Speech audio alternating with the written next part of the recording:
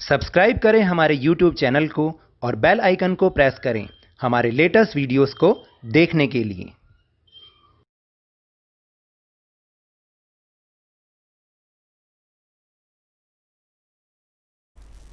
Hello and welcome to Lavneesh sir की class. आज की ये शिक्षा निदेशालय राष्ट्रीय राजधानी क्षेत्र दिल्ली की वर्कशीट नंबर 10 जो कि कक्षा 8वीं के विद्यार्थियों के लिए है, यह ली गई है गणित विषय से। और इसमें आज हम जिस टॉपिक को समझने वाले हैं ना, उसका नाम है एक चर वाले रैखिक समीकरण। तुम्हें तो याद ही होगा कि पिछली वर्कशीट में हमने सिर्फ इसको ये समझा था कि एक चर वाले रैखिक समीकरण होते क्या हैं, यानी जैसे जिसमें हमें कुछ चीज़ मालूम नहीं होती लेकिन उसका रिलेशन हमें मालूम होता है। जैसे कि हमने पिछली वर्कशीट में पढ़ा था ना कि भाई बीनू जो है वो अपने भाई से 8 साल छोटा है, तो हमें उसके भाई की उम्र तो नहीं पता थी, तो हमने उसका जो रिलेशन बनाया वो बनाया x जमा 8। ठीक है, इस तरीके से, या ऐसे लिखा होता है x जमा 8 बराबर 20। तो ये समीकरण है, ये एक चर वाला रैखिक समीकरण कहलाएगा, क्योंकि इसमें एक की वैल्यू हमें नहीं पता, जो हम x मानते हैं जिसको, उसकी वैल्यू नहीं पता थी, तो इसलिए हमने उसको बोला एक चर वाले रैखिक समीकरण। अब इसी के बारे में थोड़ा सा और आगे जानते हैं इस वर्कशीट में, तो चलिए शुरुआत करते हैं मेरे साथ और समझने की कोशिश करते हैं। एक रोचक पहेली, ध्यान से समझिएगा। मुक्ता मैडम ने कंचों की एक थैली में से एक मुट्ठी कंचे निकालकर दूसरी थैली में डाल दी और उस थैली की गांठ मारकर बच्चों को कहा कि इस थैली की गांठ को बिना खोले बिना गिने, इस थैली को बिना फाड़े, क्या सभी बच्चे इस थैली में कंचों की संख्या बता सकते हैं? अब बच्चे तो बड़े सोच में पड़ गए। फिर क्या हुआ? फिर एक जो उन्हीं की स्टूडेंट थी फातिमा, उसका क्या उत्तर था? तो उसका उत्तर था कि फातिमा ने, जानते हो क्या किया? उसने पहली थैली में से एक कंचा निकालकर उसको तराजू पर तौला और इसका वजन 15 ग्राम निकला। अब फातिमा ने दूसरी थैली को तराजू पर रखकर तौला और उसका वजन 330 ग्राम पाया। फातिमा खुश हो गई और बोली, मैडम मैं बताऊं कंचों की संख्या? सभी बच्चे हैरान रह गए जब मैडम ने फातिमा का उत्तर सही बताया, और फिर फातिमा ने सभी बच्चों को समझाया कि क्या समझाया उसने, कि उसने कैसे इसका उत्तर ढूंढा। तो चलिए हम सब भी जानने की कोशिश करते हैं। माना दूसरी थैली में कंचों की संख्या बराबर k, यानी हम नहीं जानते दूसरी थैली में कंचे कितने हैं, तो हम कुछ भी मान सकते हैं, a b c d कुछ भी। अब दूसरी थैली के सभी कंचों का वजन होगा 15 गुणा k। क्योंकि 15 गुणा k क्यों होगा बताइए? क्योंकि उसने पहली थैली में से एक कंचे का वजन किया था, वो आया था 15 ग्राम। तो यानी जितने भी कंचे दूसरी थैली में होंगे हमें नहीं पता, वो गुणा 15 ग्राम। तो हो गया ना 15 गुणा के मतलब 15 के, क्योंकि एक कंचे का वजन 15 ग्राम है। दूसरी थैली के सभी कंचों का वजन तोलने पर आया 330 ग्राम, अर्थात 15 के बराबर 330। तो दोनों पक्षों को 15 से भाग देने पर, देखिए अब हमें k की वैल्यू निकालनी है, यहाँ पर k की कीमत, कि भाई k कितना है। तो 15 के बराबर 330। सबसे पहले तो जान लीजिए एक चर वाला रैखिक समीकरण है, क्योंकि इसमें हमें k की वैल्यू नहीं पता। तो जब हमें k की वैल्यू निकालनी पड़ेगी तो हम क्या करेंगे, ये जो 15 है, ये 15 और k के बीच में गुणा का निशान होता है, जो कि हमें लगाने की ज़रूरत नहीं पड़ती। 15 k का मतलब 15 गुणा k ही होता है।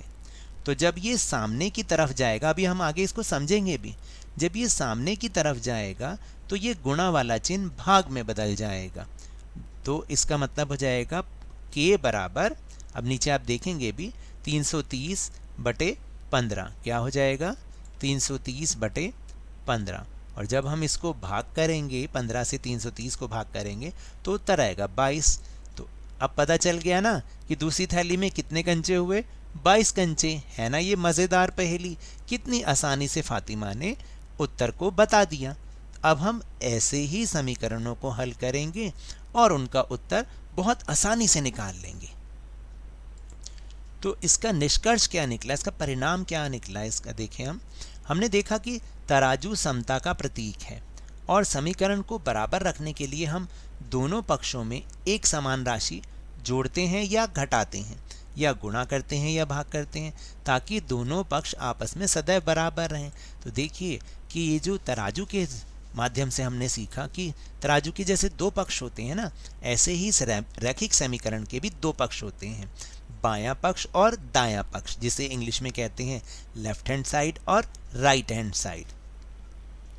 अगर हम बाएं पक्ष में कुछ जोड़ेंगे तो दाएं पक्ष में भी जोड़ेंगे, बाएं में कुछ घटा करेंगे तो दाएं में भी करेंगे ताकि दोनों तरफ बराबर रहे, क्योंकि बीच में हम बराबर का निशान भी तो रखते हैं ना।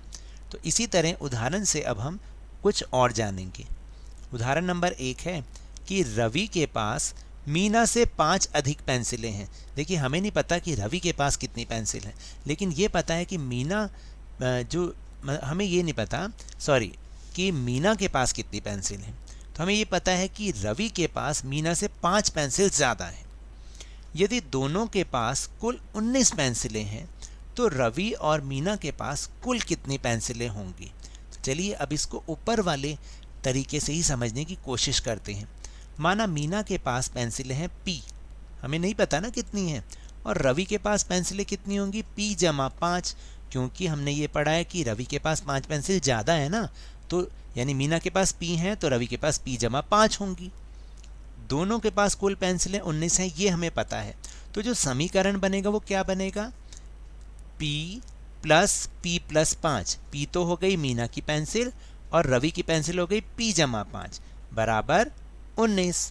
तो दोनों पक्षों में से 5 घटाने पर, अभी आप कहेंगे सर हमने 5 क्यों घटाया, आपने क्यों 5 घटाया?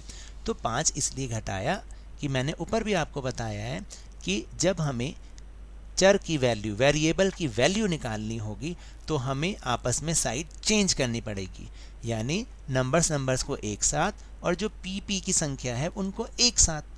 तो अब आप देखेंगे कि अगर मैं यहाँ पर, अगर आप ध्यान से देखें, अभी मैं आपको दिखाता हूँ, अगर आप यहाँ पे ध्यान से देखें तो P जमा P कितना होता है, 2P होता है, 1P और 1P यानी 2P। और 5 को जब मैं सामने लेके जाऊँगा यहाँ पर तो ये हो जाएगा घटा का 5, हमेशा चिन्ह बदल जाएंगे। ऊपर मैंने बताया था ना आपको कि गुणा का होगा तो सामने भाग का हो जाएगा, अगर जमा को सामने लेके जाऊँगा तो वो घटा का हो जाएगा, घटा को लेके जाऊँगा वो जमा का, साइन बदल जाते हैं। तो जब मैं 5 को सामने लेके गया तो समीकरण हमारा इस तरीके से हो जाएगा कि P प्लस P तो 2P हो जाएगा और सामने 5 जाएगा तो घटा देंगे, तो 19 माइनस 5 बराबर 14। तो समीकरण का जो और हल निकला वो निकला कि 2P बराबर 14। अब 2P बराबर 14, तो फिर मैंने आपको बताया था कि P की वैल्यू निकालने के लिए ये जब इधर जाएगा तो ये भाग का बन जाएगा, क्योंकि ये यहाँ पर गुणा का है, 2P का मतलब 2 गुणा P, ठीक है ना। तो 14 बटा 2 बन जाएगा, तो P की वैल्यू आ जाएगी 7। यानी मीना के पास 7 पेंसिलें हैं तो रवि के पास कितनी होंगी, P जमा 5 यानी 7 जमा 5 12, टोटल पेंसिल 19 हो गया ना बराबर, पूरा समीकरण पूरा हल हो गया कि मीना के पास 7 पेंसिल और रवि के पास 12 पेंसिल और टोटल पेंसिल 19 पेंसिल। तो अब हमने क्या देखा, क्या समझा वो देखेंगे कि आपने देखा एक पक्ष या बायां पक्ष को चरों के रूप में बदलने और दूसरे पक्ष या दायां पक्ष को संख्या के रूप में बदलने पर हम बायां पक्ष में जो संख्या जमा की होती है उसी संख्या को दाएं पक्ष में ले जाकर घटाते हैं। हम बायां पक्ष में जो संख्या घटा की होती है उसी संख्या को दाएं पक्ष में ले जाकर जमा करते हैं। मैंने आपको बताया कि साइन बदल जाएंगे, हमें नंबर को एक तरफ रखना है और जो P या X या जो भी वेरिएबल है उनको एक तरफ रखना है। हम बायां पक्ष में जो संख्या गुणा की होती है उस संख्या को दाएं पक्ष में ले जाकर भाग करते हैं और हम बायां पक्ष में जो संख्या भाग की होती है उसी संख्या को दाएं पक्ष में ले जाकर गुणा करते हैं, यानी साइन चेंज हो जाएंगे। जब भी हम साइड चेंज करेंगे तो साइन भी चेंज हो जाएंगे, क्योंकि जमा और घटा एवं गुणा और भाग एक दूसरे के पूरक हैं। अब थोड़ा थोड़ा समझ में आपको आ रहा होगा। तो चलिए अब हम इसी पर आधारित कुछ और प्रश्न करने की कोशिश करेंगे। तो चलिए कुछ अन्य प्रश्न हल करते हैं।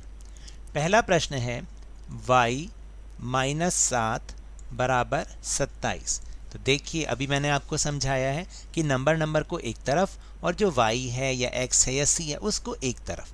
तो जब हम y को तो एक तरफ रख देते हैं, ये जो घटा का चिन्ह है ये सामने जब जाएगा तो जमा का चिन्ह बन जाएगा। तो हमारा जो अगला स्टेप होगा, इसको स्टेप बाय स्टेप समझिए। तो y बराबर जो अगला स्टेप होगा ये घटा का 7 उधर जाके जमा का 7 बनेगा। तो 27 जमा 7, तो y की वैल्यू आ जाएगी 34। क्या कुछ समझ में आ रहा है? अब हम दूसरा प्रश्न करके देखते हैं, वो है 7/2 L बराबर 2/7। अब आप देखिए नेक्स्ट स्टेप क्या होगा, क्योंकि L की वैल्यू निकालनी है तो L को तो इधर ही छोड़ेंगे। ये जो है इसके बीच में ही गुणा का निशान लगा हुआ है, लगाओ या मत लगाओ वो होता गुणा का निशान है। जब ये सामने की तरफ जाएगा, जब ये सामने की तरफ जाएगा तो क्या होगा, ये 2/7 तो ऐसा ही रहेगा। ये सामने जब जाएगा तो गुणा की चीज़ बन जाएगी भाग की चीज़, भाग का निशान 7/2। और आपको मैंने परिमेय संख्या वालों में सिखाया कि भाग कैसे करते हैं परिमेय संख्याओं की। तो ये तो ऐसे ही रहेगा 2/7, ये उल्टा हो जाएगा और गुणा का चिन्ह बन जाएगा, वो बन जाएगा 2/7। अब सीधा सीधा गुणा करें, 2 दूनी 4 और 7 सत्ते 49, उत्तर आया 4/49। अब हम अगला प्रश्न करते हैं, प्रश्न नंबर 3। प्रश्न नंबर 3 है 9u जमा 2/7u बराबर 4। ये इक्वेशन है, हमारी समीकरण है। तो आपको मैंने बता रखा है परिमेय संख्याओं वाले में कि 9 के नीचे हम 1/1 लगा सकते हैं। तो ये हो जाएगा 9/1u जमा 2/7u। तो अब हमें क्या करना है, इन दोनों का एलसीएम लेना है। क्या लेना है? एल सी और एम, एलसीएम लेना है। याद आया? तो एलसीएम जब लेंगे 1 और 7 का हमने एलसीएम लिया तो एलसीएम आया 7। तो जितना इसको इससे भाग करेंगे, 1 को 7 से भाग किया तो 7 आया, और ऊपर वाले के साथ हम गुना करेंगे।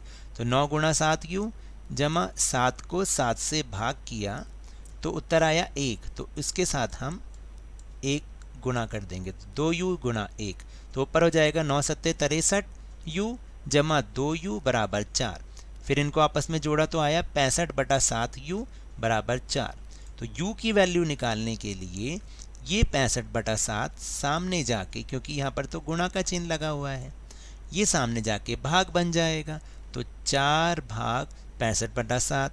फिर दोबारा से करेंगे, भाग तो ऐसे होता नहीं है तो इसका चिन्ह फिर बदल देंगे और ये उल्टा हो जाएगा, ये ऊपर चला जाएगा और ये नीचे आ जाएगा इस तरीके से।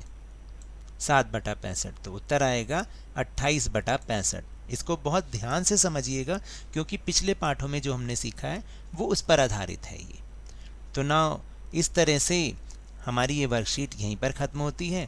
अगर मेरे इस तरह समझाने से आपको थोड़ा सा भी समझ में आया हो तो इस चैनल को ज़्यादा से ज़्यादा सब्सक्राइब कीजिए, लाइक कीजिए और बहुत ज़्यादा शेयर कीजिए। और हाँ, मेरे साथ इसी तरह वर्कशीट को समझते रहिए, लेकिन ध्यान और मन लगाकर पूरी मेहनत और लगन के साथ समझते रहिए, पढ़ते रहिए। और अगर आपको कोरोना वायरस से बचना है तो मास्क ज़रूर पहनिए, हाथों को साबुन और पानी से नियमित रूप से धोते रहिए, क्योंकि जब तक कोई दवाई नहीं तब तक कोई ढिलाई नहीं। धन्यवाद।